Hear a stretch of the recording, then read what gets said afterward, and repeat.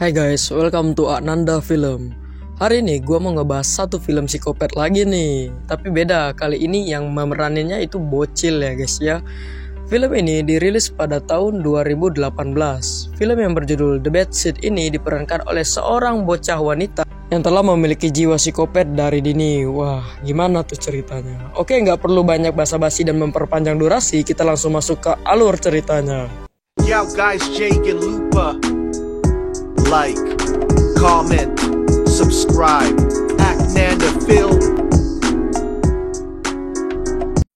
Di awal film, kita diperlihatkan oleh seorang bocah yang tengah menatap keluar jendelanya yang melihat seekor kucing akan tenggelam. Namun dia tidak peduli. Dia menutup jendelanya dan akan bersiap untuk pergi ke sekolah. Anak ini bernama Emma. Emma ini baru berusia 9 tahun, namun dia memiliki kemampuan atau kepintaran di atas rata-rata anak seumuran dirinya. Di rumah, Emma tinggal bersama ayah dan bibinya karena ibunya telah meninggal saat melahirkan Emma. Saat mereka tengah berbincang sebelum berangkat sekolah, Emma mengatakan bahwa di kolam ada kucingnya yang telah mati. Tidak seperti bocah pada umumnya, Emma hanya menunjukkan wajah datar tanpa sedih sedikit pun. Adegan pun berpindah ke sekolahnya Emma. Saat sedang belajar, ada seekor lebah yang masuk dan mengacaukan suasana belajar mereka. Dengan santainya, Emma menangkap lebah itu dan melepaskannya kembali. Teman-teman Emma yang ketakutan, termasuk gurunya pun hanya merasa heran, karena Emma memang seperti itu. Di sisi lain, ayahnya Emma tengah sibuk mencari pengasuh atau babysitter baru untuk menjaga Emma saat dirinya tengah bekerja di luar. Saat jam istirahat makan siang, temannya Emma mengatakan bahwa ia baru dibelikan jam baru yang harganya sangat mahal dari ayahnya. Emma yang menguping hal tersebut dengan sengaja menabrak temannya saat berlari, dan Emma pun meminta maaf. Tapi tidak temannya sadari bahwa saat meminta maaf tadi, Emma mengambil jam milik temannya itu. Hari pun berganti, di mana sekolahnya Emma tengah menggelar sebuah acara di mana siswa yang paling pintar akan mendapatkan medali dan penghargaan. Di sini Emma sangat pede dan ambisi banget ya, karena dia pasti yakin dirinya lah yang akan mendapatkan penghargaan tersebut. Namun kenyataan berkata lain, ternyata temannya si Emma ini yang mendapatkan penghargaan tersebut. Dengan raut wajah yang sangat kesal ini ya, Emma itu menaruh dendam kepada temannya ini. Karena dia merasa dirinya lah yang pantas mendapatkan penghargaan itu. Di luar, Emma menceritakan diri temannya kepada ayahnya bahwa temannya itu tidaklah pintar seperti dirinya. Mengapa temannya yang mendapat penghargaan? Ya, itu sih gak heran ya. Mungkin bisa jadi itu temannya ada suntikan dana berlebih ya. Ayahnya Emma tetap memberi support putrinya. Saat semua wali murid tengah berbincang-bincang, tanpa mereka sadari bahwa Emma dan temannya tengah pergi mengarah ke arah jurang. Itu mau ngapain itu? Mau main atau mau apalah? Ya, bisa kita simpulkan lah ya. Sini Emma menaruh dendam banget nih sama si temannya tadi. Di sini Emma mengatakan, "Mengapa kau yang mendapatkan medali itu? Harusnya diriku." Dan ya, kita bisa menyimpulkan lah ya. Di sini Emma mau mengapain temannya ini, ya. Saat ayahnya Emma tengah asik mengabadikan momen foto, Emma pun memanggil ayahnya dan mengajak pulang. Dan tidak lama, dua anak kecil menunjuk ke arah di mana temannya Emma tadi telah terbujur kaku di pinggir tebing. Ya, mungkin kalian tahu lah ini kenapa ya. Di rumah Emma sendiri, ayahnya Emma tengah berbincang dengan bibinya Emma mengenai tentang kematian temannya Emma yang baru saja memenangkan penghargaan di sekolah. Sayang sekali, dia merasa putrinya pasti sedih dengan kematian temannya. Namun sayang, kalian nggak tahu ya siapa pembunuhnya. Dan sedari tadi, Emma tengah menguping pembicaraan mereka berdua. Keesokan paginya, ayahnya Emma dan bibinya Emma tengah menunggu pengasuh barunya Emma datang. Saat Emma diperkenalkan dengan pengasuh barunya ini, tampak kalau Emma ini gak suka sama pengasuhnya ini. Malam pun berganti, tampak kalau pengasuhnya Emma ini tengah melihat foto-foto mudanya ayahnya Emma gitu lah ya. Dan kegap sama si Emma, dan Emma pun meninggalkan dirinya di kamar ayahnya Emma. Dan pengasuhnya Emma ini sempat-sempatnya mencuri obat milik ayahnya Emma beberapa butir. Saat berada di ruang TV, mereka tidak berbicara sama sekali. Emma mengatakan bahwa dirinya sangat tidak menyukai pengasuhnya ini. Di sekolahnya Emma sendiri tengah menggelar acara di mana memperingati kematian temannya Emma itu, dan Emma pun berlaga dan berakting sedih seperti dirinya tidak melakukan kesalahan apapun. Kecil-kecil udah jago acting ya. Di kamar ayahnya Emma tengah melihat dan mengecek foto-foto yang ia ambil saat acara penghargaan kemarin. Tampak di sini tertangkap fotonya Emma yang tengah melihat medali milik temannya yang tadi itu ya.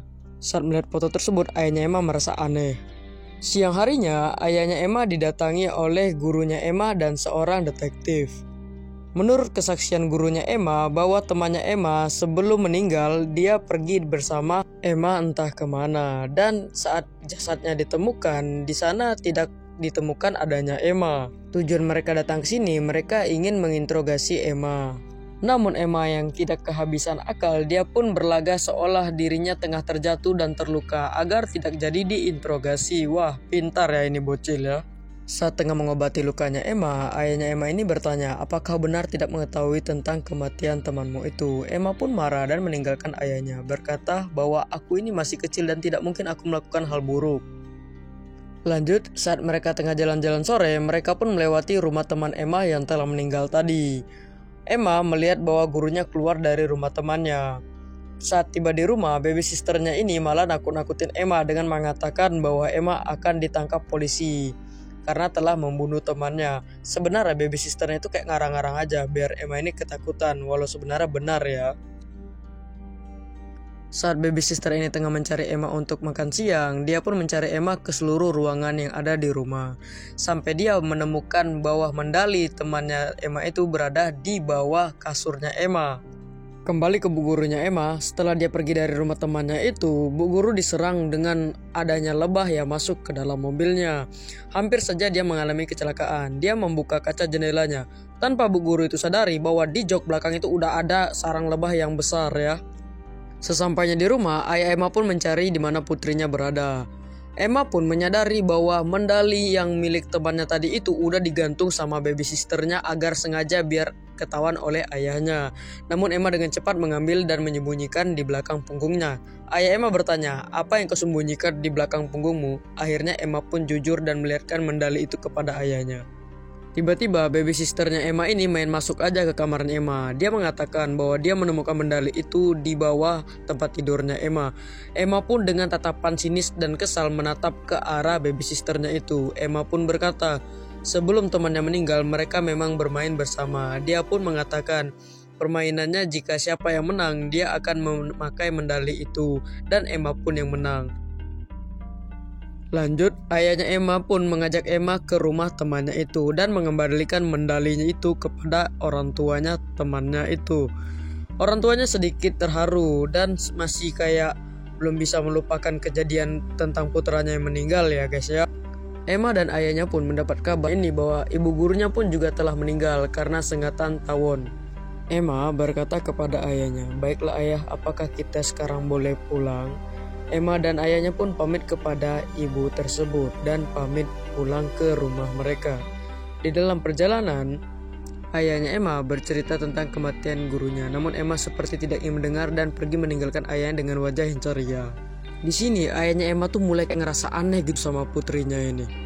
Saat ayahnya Emma ini sedang melakukan pekerjaan belakang rumahnya, dia pun melihat di atas rumahnya itu biasanya ada sarang lebah dan sekarang telah hilang.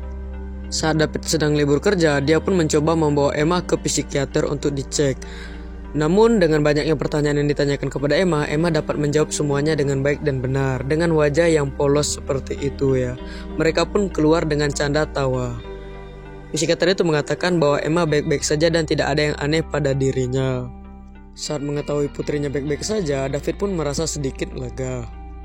Sementara di rumahnya, baby sisternya ini terus iseng kepada Emma. Dia terus mengganggu Emma dan Emma pun mendengarkan kalimat yang cukup mengagetkan. Baby sisternya itu mengatakan bahwa dirinya telah sering berkencan dengan ayahnya Emma dan sebentar lagi dirinya akan menjadi ibu tirinya Emma. Emma pun merasa sangat kesal kepada baby sisternya ini. Malam harinya, Emma pun langsung menemui ayahnya. Dia berkata kepada ayahnya untuk tidak menikah dengan baby sisternya itu karena Emma tidak menyukai baby sisternya ini. Dan saat itu ayahnya Emma ini sedang buru-buru karena ada kencan dengan seorang wanita. Dia pun izin pamit kepada Emma dan meninggalkan dirinya. Sementara itu, baby sisternya Emma ini dari tadi nungguin Emma di ruang TV, tapi Emma tidak kunjung datang. Akhirnya dia pun mencari di mana Emma berada. Hingga pencariannya sampai ke dalam gudang milik ayahnya. Tiba-tiba pintu gudang terkunci dan seketika kobaran api pun menyambar. Babysisternya ini sangat panik dan dia mencoba buat kabur. Tapi dia hanya melihat Emma melihat dirinya dari luar. Dan seketika babysisternya Emma ini langsung tewas dimakan api. Ayah Emma yang mendapatkan kabar bahwa rumahnya terjadi kebakaran langsung bergegas pulang dan mencari putrinya. Dia pun berkata, "Syukurlah kalau kau tidak apa-apa, nak." Padahal bapak nggak tahu ya pak, itu anakmu lah yang ngebunuh babysisternya sendiri. Dan pada malam itu ayahnya ini mencoba menanyakan lagi kepada Emma, apakah kau benar-benar tidak tahu tentang kejadian selama ini yang telah terjadi? Akhirnya di sini Emma berani jujur ya. Dia mengatakan bahwa dirinya lah yang telah membunuh temannya, gurunya, bahkan babysisternya tadi. Dan Emma pun memberi alasan mengapa dia melakukan hal itu. Ayahnya Emma langsung syok mengapa putri kecil berani melakukan hal sekejam itu. Dia pun mencoba untuk menghubungi polisi, namun dia menggagalkan hal itu karena dia sangat sayang kepada putrinya. Akhirnya ayahnya Emma ini membawa Emma jalan-jalan ke sebuah villa yang jauh dari keramaian agar dapat menenangkan pikiran anaknya ini ya. Di sini ayahnya Emma ini mencoba untuk menghubungi bibinya Emma ya. Dia coba untuk mengatakan yang sebenarnya kepada bibinya, namun kegap nih sama si Emma. Di sini ayahnya Emma ini pura-pura mengajak Emma berbicara seperti biasa. Emma yang sudah merasa dirinya terancam oleh ayahnya sendiri, dia pun mencium ayahnya saat tidur dan menyalakan semua kompor gas itu dan meninggalkan ayahnya. Ayahnya sempat tersadar karena mencium banyak bau gas yang bocor. Dia pun langsung segera mematikan kompor-kompor yang menyala. Akhirnya ayahnya Emma mencari Emma dan sampailah ayahnya di sebuah danau. Dia melihat Emma yang berdiri di sana sendirian. Dia mengatakan, "Mengapa kau tega melakukan hal itu kepada ayahmu?" Emma mengatakan jika ayah mati, dirinya akan tinggal bersama bibinya karena bibinya tidak akan pernah menganggap dirinya adalah seorang pembunuh yang keji. Mendengarkan kalimat Emma tersebut, ayahnya langsung membawa Emma pulang ke villa. Ayahnya Emma pun sekarang hanya bisa memandangi foto almarhum ibunya Emma. Dia pun akhirnya merencanakan sesuatu. Dia menghancurkan sebuah obat dan memasukkan ke susu Emma. Dia memasukkan obat tidur dan akhirnya ayahnya Emma ini berhasil menelpon bibinya Emma. Dia mengatakan bahwa sebenarnya Emma ini telah menjadi seorang psikopat. Dia mengatakan bahwa Emma ini telah banyak membunuh korban. Dan bibinya ini tidak percaya karena Emma hanyalah anak kecil dan dia mengatakan bahwa David lah yang sedang mengalami depresi berat, bukanlah Emma. Tiba-tiba Emma pun mendengarkan semuanya. Dia pun terbangun dan langsung menodongkan pistol kepada ayahnya yang sedang tidur malam itu. Dia ingin menembak ayahnya, namun karena dia tidak mahir, dia pun terpeleset menembak ke bantal ayahnya. Emma pun langsung didorong oleh ayahnya hingga Emma terjatuh. Ayahnya berusaha menggenggam cepat pistol tersebut. Emma langsung menelpon polisi dan berpura-pura bahwa dirinya lah yang akan dibunuh oleh ayahnya. Emma pun berteriak dan mencoba bersembunyi di kamar mandi. Di sini ayahnya Emma menggedor-gedor kamar mandi tersebut untuk dibukakan pintu, namun Emma hanya bisa menangis.